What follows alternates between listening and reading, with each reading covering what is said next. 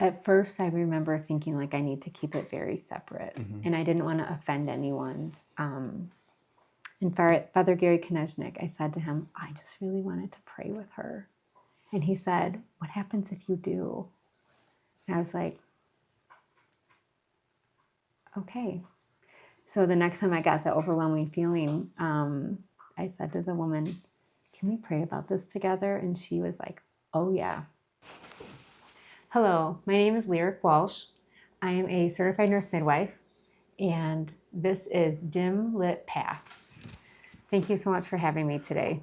Thank you. Thank you for coming on. This is it's been a fun, ride for me exploring different people's occupations, and yeah, we'll see where this goes. I love it. Yeah. Well, I have to tell you, I've always known, I take that back. I've always known that pregnant women were amazing. The fact that humans growing a human always blew my mind. And I used to watch them and think about, wow. And then, as a kid later on, you'd see that they had a baby. Mm-hmm. But I never knew what a nurse midwife was. Yeah.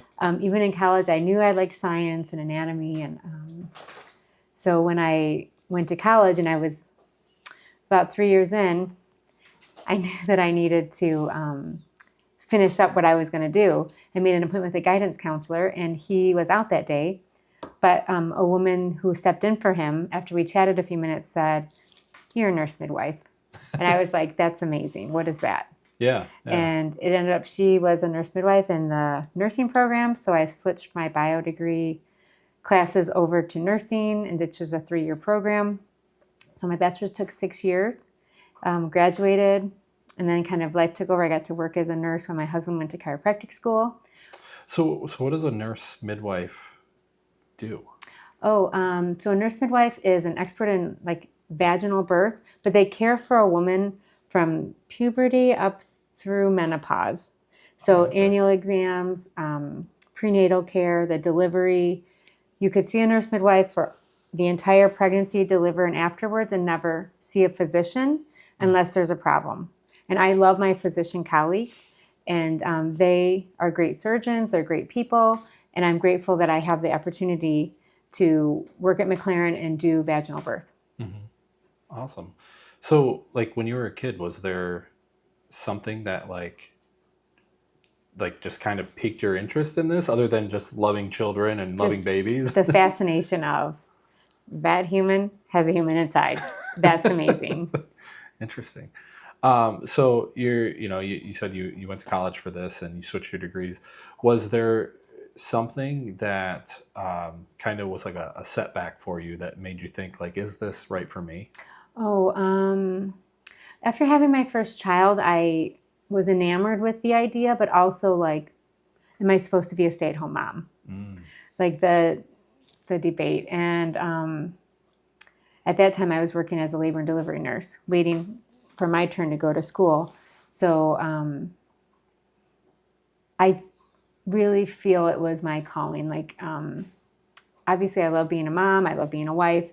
But I'm grateful that I can do that and have a job as a certified nurse midwife for a career. Mm-hmm. Yeah, that's awesome. And my husband's super supportive. He supported me going back to get my master's, and then he could tell that I really was having a hankering. So in 2020, I went and got my doctorate. Yeah, wow. Yeah. And it's a doctorate of nursing practice. So I'm a certified nurse midwife, and I have this doctorate. Some people call me Dr. Walsh or Dr. Lyric, but honestly, I usually just go by Lyric. Yeah, that's fun. Was there some like point when you're highly decorated? Yeah, you have a few degrees now. Was there some point in the process where you said you were going for biology, you switched your major to the nurse midwife? Was there some point when you realized like, I made the right choice, like it's all clicking for me? When I was in nursing school working as a nurse extern, which is like you haven't quite graduated, you can do some of the functions and kind of relieve the work of the registered nurses on the unit. I got to be in a birth and see it. And I knew I would always want to be somehow part of that. The miracle of the baby's inside, the baby's outside, the placenta that nurtured the baby through everything is discarded. Like you use it, you're done with it, you get rid of it. The whole thing was incredible to me. Yeah, and I'm thinking of the other side of it from my end. I'm like, I could never do that. Yeah. Actually, the last person I interviewed, she discussed when she was talking about medical school, she saw the blood, and she was like, "Yeah, I can't do that." And it's just, there's a fascination between like people who can't handle that and then the people who are just like, "That's me. I can do this." And none of that. Many laboring women will vomit during labor. Sort of like the stomach, the blood's not in the digestive organs, right? It's in the birthing organ. So whatever's in the stomach usually will come out. And never bothered me. I told my husband, like, if the kids throw up, it's no problem. I'm happy to take care of it. I can't handle that. That's totally no problem. Yeah. Oh, so man. Kid vomit, dog vomit, it's all fine. Like it's good. It's good. Man, yeah, it's definitely like, you said you were making the weighing on the decision to stay at home with your children and go into this profession that you're in, to have that capability to just kind of block out all of the things that like someone who's not in your position are like, I can't handle that. Is there something there that like a doctor or a nurse like that you've realized that like there's something within a doctor and a nurse that's like consistent across those people that I don't know if that's a question you can answer, but it's like most people want to make a difference. And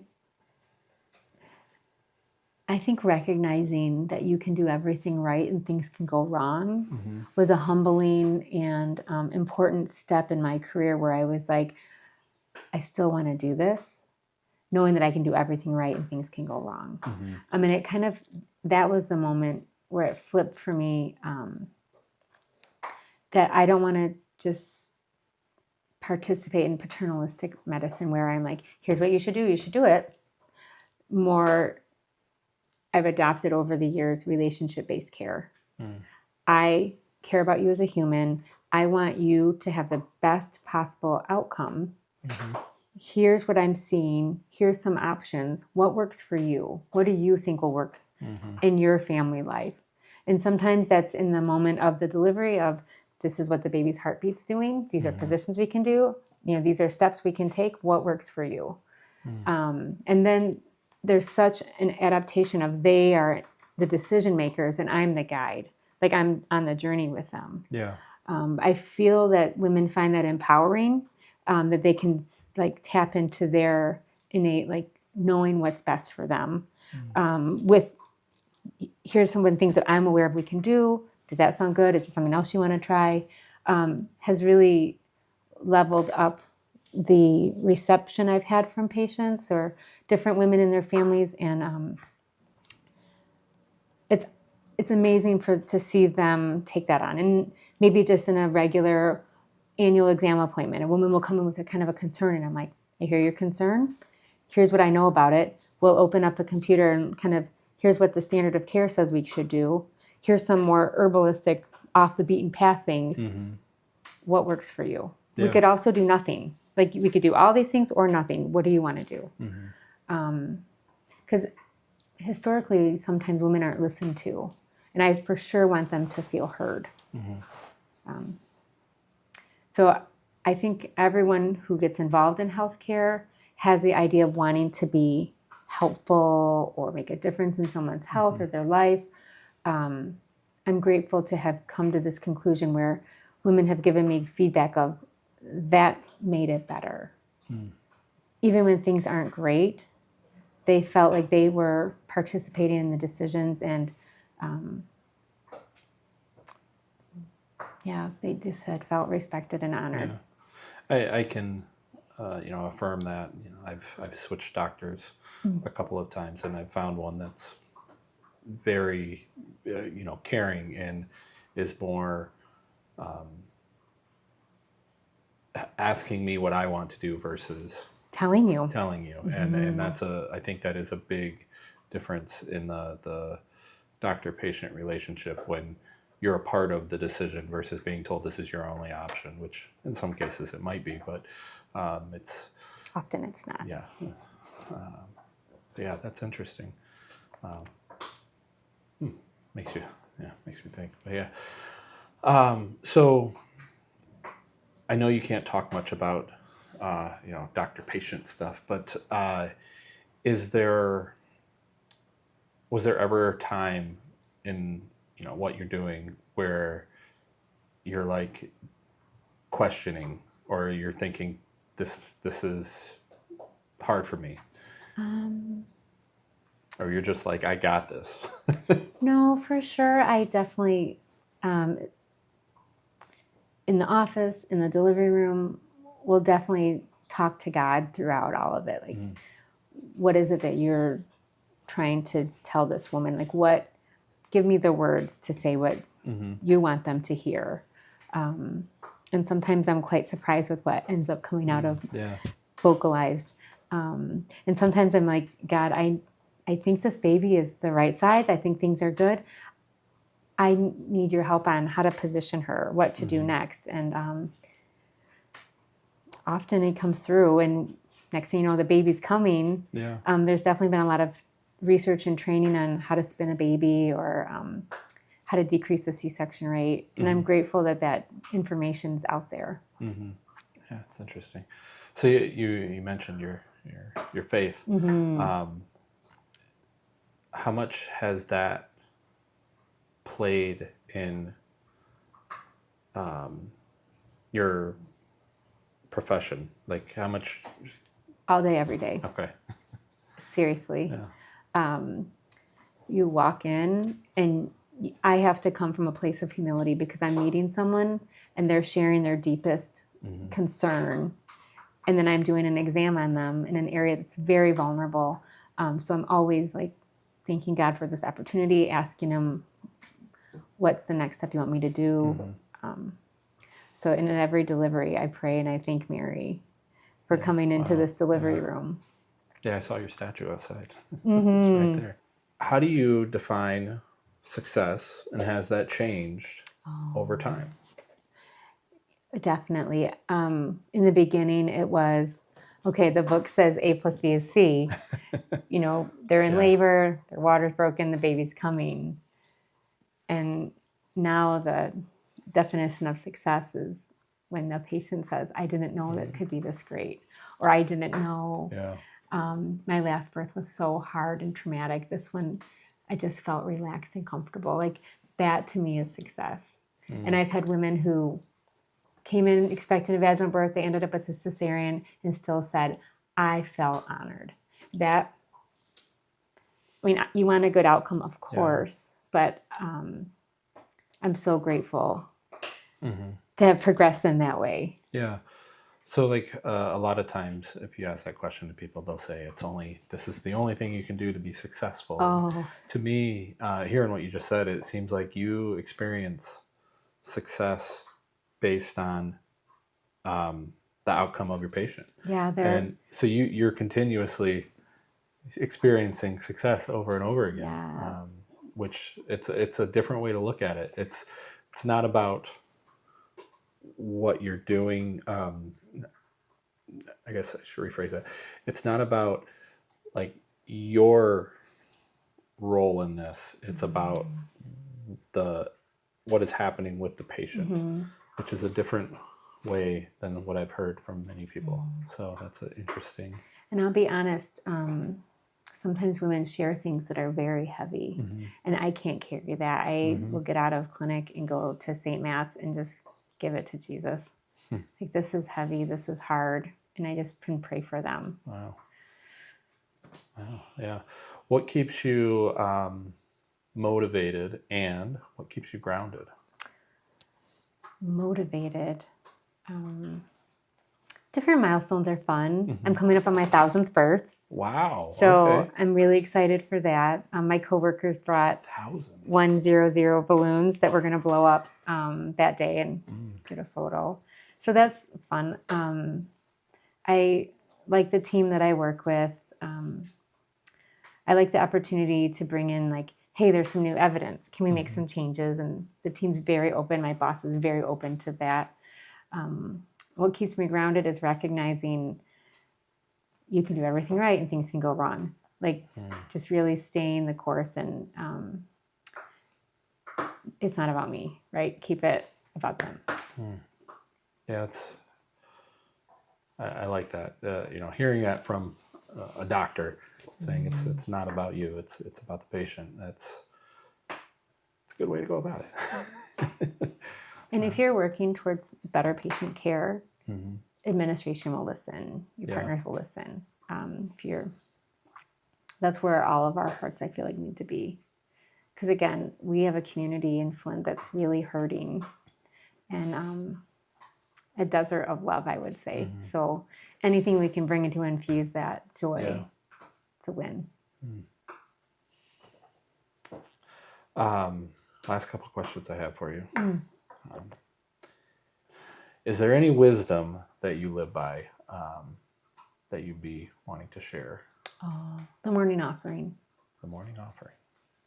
Starting it with, I offer God my joys, my sorrows, my success, my failure. I offer him everything. Whatever this day brings, I'm giving it to him.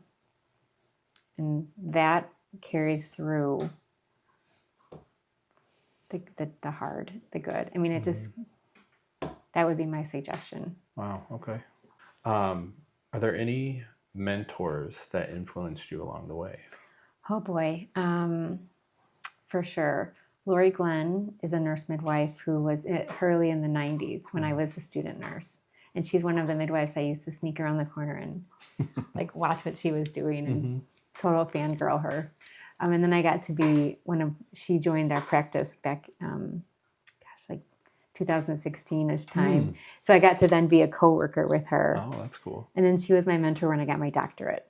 So infused through my career is Lori Glenn, and she just is a rock solid, evidence-based, but advocate for women. Like I really loved working with her. My husband, such a rock of support. He didn't flinch. We got him through school, and he was like, okay, sign up for classes. Like he really encouraged me. I know things were we went through a lot of poor years, and that was okay. Because we always had our eyes on, okay, next hoop, let's do it. And when I get ready for a 24-hour shift, he'll make sure, like, okay, here's your extra large coffee mug.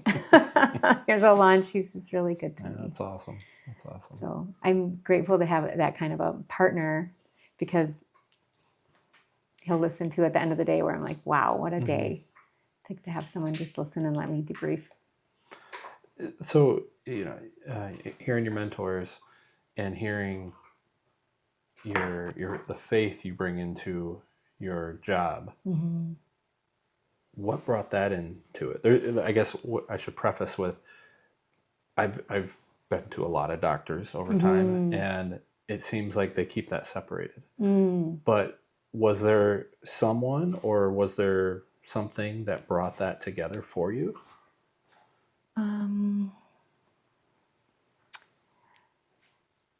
I think at first I remember thinking like I need to keep it very separate, and I didn't want to offend anyone. And Father Gary Konechnik, I said to him, I just really wanted to pray with her. And he said, what happens if you do? And I was like, okay. So the next time I got the overwhelming feeling, I said to the woman, can we pray about this together? And she was like, oh yeah. And it just kind of piqued my intuitiveness of this would be appropriate, this would not be appropriate. And if it's not where I feel like they're coming from, then I just try to give it to God. It's a beautiful career, but it's heavy. So that is the only way I've been able to stay without burning out. So I started in 2007 as a certified nurse midwife, but I started working in the birth, like as a nurse extern and labor and delivery and all things in 2000. So this is my 25th year in birth. And it's still, every birth is still a miracle. It's still fresh. year, 1,000 births. Yeah, it's a lot. It's a good rate. Yes. Wow, that's fun. Yeah, so that was the part that I was trying to figure out was I'm hearing two separate stories, but there was something missing, and it was Father Gary was that. Yeah. There's always something there, and Yes. it's always something that you can key in on. So, what's next for you? Oh, we're building this practice at McLaren. We're hiring the 5th midwife. Women are learning about us. Once we have the 5th, I think the marketing team will kind of let people know, because sometimes I feel like we're the best kept secret.